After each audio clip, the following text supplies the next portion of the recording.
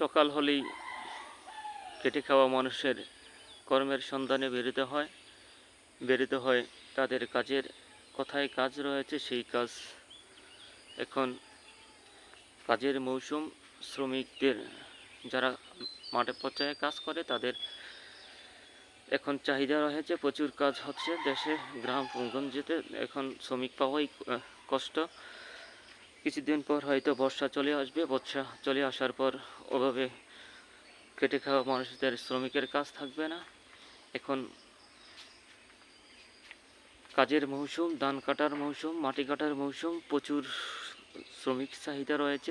যারা শ্রমিকদের যারা প্রতিদিনের হাজিরায় কাজ করছে তাদের এখন প্রচুর চাহিদা রয়েছে। গ্রাম অঞ্চলে এখন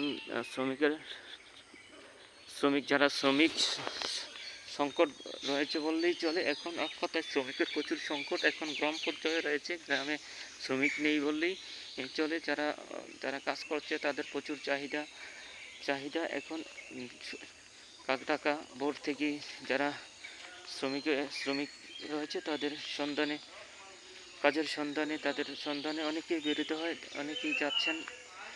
শ্রমিকের সন্ধানে সকলেই বেরোতে হয়। আর যারা কাজ করছে নিয়মিত তারা কাকটাকা বোর্ড থেকেই চলে যায়। এখন যে তাপদাহ চলছে সেই তাপদাহের জন্য সকালে কাকটাকা বোর্ড থেকে শ্রমিকরা মাঠে কাজ করতে চলে যাচ্ছেন কাজের সন্ধানে।